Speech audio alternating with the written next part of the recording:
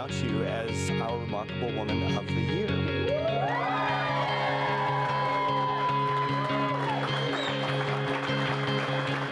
So, along with that, this is a very large, this is $1,000. This will go to the nonprofit of your choice. You can pick whoever you want, and we'll cut the check in your name to that nonprofit. Jae Casias has been described as beautifully enigmatic, vibrant, a pillar of strength. But if you had to boil it down to just one word, she's remarkable. And to truly know Jae is to know how she turned her past pain and history of heartbreak into a life-changing mission. Jae Casias is our Remarkable Woman winner. All of these people are here to celebrate Jae, their family, friends, fellow volunteers, and co-workers. Lovely. If you have a team, you want Jae on it.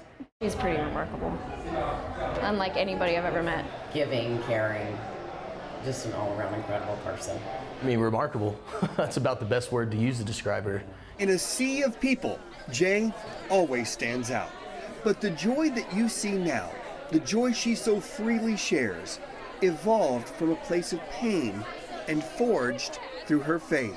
So when I was 18, my best friend died by suicide. It was very unexpected.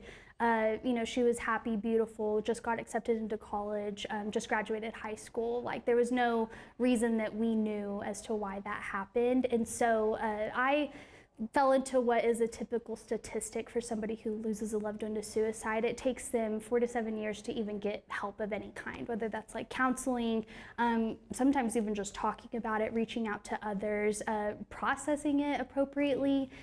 Jae felt lost, but in that pain, she found purpose as an advocate. I just wanted to help people not feel the way that I felt. The whole idea behind the Lost team is that by what they call postvention is intervention is the idea. And so by stepping in and reaching out to those who have lost a loved one to suicide, you're improving their rates because their rate of suicide skyrockets after somebody loses a loved one. Emma Ames watched as her friend of 20 years embarked on this journey of turning her history of hurt into hope and healing. And that's one of the hardest things to do, is to try and take the pain of like what you've been through and not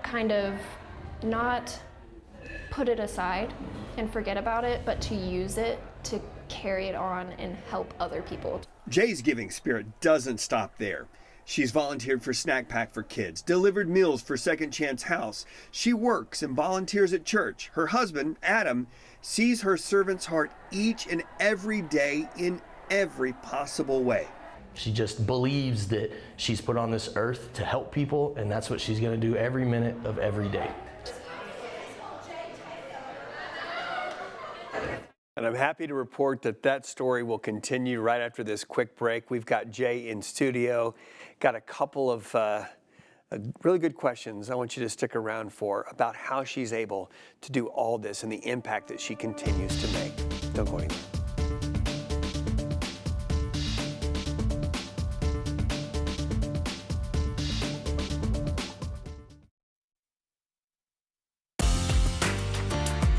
I am so happy to have in studio our 2026 Remarkable Woman of the Year winner, Jae Casias. So Jae, a couple of things that we got for you today. So we have a $1,000 check toward the nonprofit of your choice. We got you some more flowers, and you have a plaque. Thank you.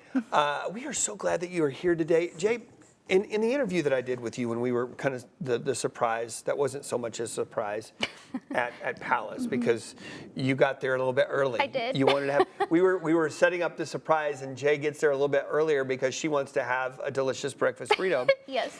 And you walk in, and what was your thought? So I initially just saw my friends Brooke and Braden, and I locked eyes with them, and Braden kind of looked at me and was like, all these people are here. And so then I gazed and was very confused because there was nothing in my head of why all of my loved ones, coworkers, friends would be there. And it was very confusing, but wonderful. And finally, you got your husband, Adam, to give you the scoop. I did. I pressured him. I gave him the look, and I was like, I need you to tell me why all these people are here. So. Yeah. It was such a phenomenal day to spend with you and your family and your friends, and you can tell how much that you are loved by everybody you come into contact with. Tell me what this means to you.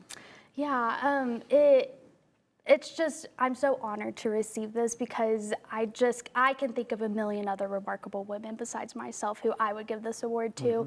And I feel like I'm just accepting this on behalf of all of the people that have really just have been lost in our community. And that's the reason why I do what I do, is because I know that loss, and I just feel honored to accept it and be able to have a stage to talk about the lost team with.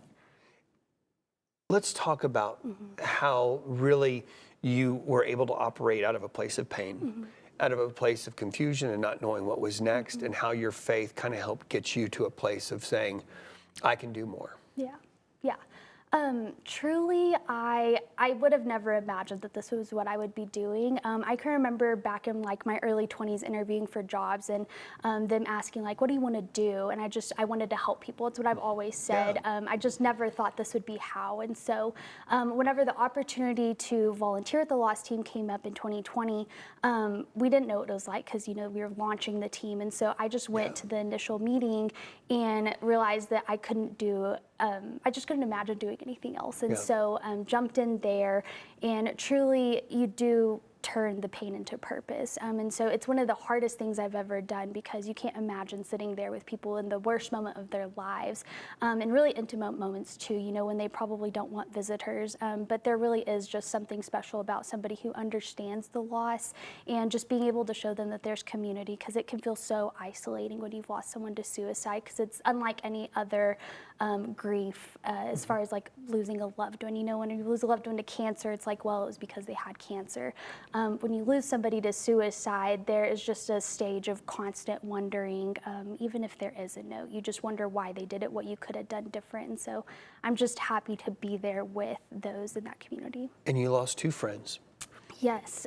So I lost my best friend when I was 18, and that was one of the first exposures that I had. But since then, I have lost 2 people that worked for me, and then also just a family friend, and so and then several other people that I knew. But yeah. So you turn that pain into your purpose. You join the Lost Team, and I want people to dive in. To learn more about this organization, because I hadn't heard much about it. I knew that it existed, but I really didn't know. Tell us about what it is that you do and the services that, as a loss advocate, that you guys provide. Yes, so we have 2 types of responses. So our ultimate goal is to provide resources and community, what we consider our survivors, which are those who have lost a loved one to suicide. And so we have an active response, which means we actually go on scene. That is solely dispatched by law enforcement, so they call us out as a service both to the family and to them. And so we sit there with them on scene and provide mainly a resource binder that has next steps after losing a loved one, resources as far as mental health, but we also provide scene restoration free of charge. We also provide counseling, and then also just a community. So we have several groups that run after that. And that was what more of an active call looks like. And then as far as a delayed call, that is anything after it has happened. And so again, we are mainly dispatched by law enforcement. So sometimes it's one of those things that they may call us a couple days later or just any time after, but also the community can reach out. And so I know that there's been some times where the Lost Team will get calls saying, I have a neighbor who lost a loved one to suicide, and so we're able to provide that person who called us with resources to give them. Well, we are going to continue on that thread very soon. I'm going to bring in a couple of people this week, and we're going to talk more about how you all can get involved in this organization and the impact that you can have. But again, just thank you for being here. Thank you for doing all that you do. And now the great thing is you get to go to Nashville, Tennessee. I do. So have you gotten all the plans worked out? Yep, all the plans are worked out. Never been to Nashville before, so very excited. When are you going? Friday morning. You leave Friday morning. I do. Are you taking Adam with you? I am, yes. Good for you guys. I hear it's an amazing place, and I do know in past winners that have gone on these trips, enjoy every minute of it. Okay. Be celebrated and know that you are a shining example of what change in the most hard and painful circumstances can be. Thank you. And thank you for being just a shining light. Like, I think that's what I found about you, Jae, when I started interviewing everybody. We were like, Jae is just the best. Thank you. And so, congratulations. Thank you. Thank you. Again, this story continues over on our website, myhighplains.com. You can read the nomination letter, which in itself is one of the most remarkable really is. nomination letters I've ever read. We have a little essay on there, and then we'll be talking with the loss advocates coming up later this week online. So we appreciate it. And that's going to wrap it up. Congratulations. Best of luck in Nashville. Thank you. And we'll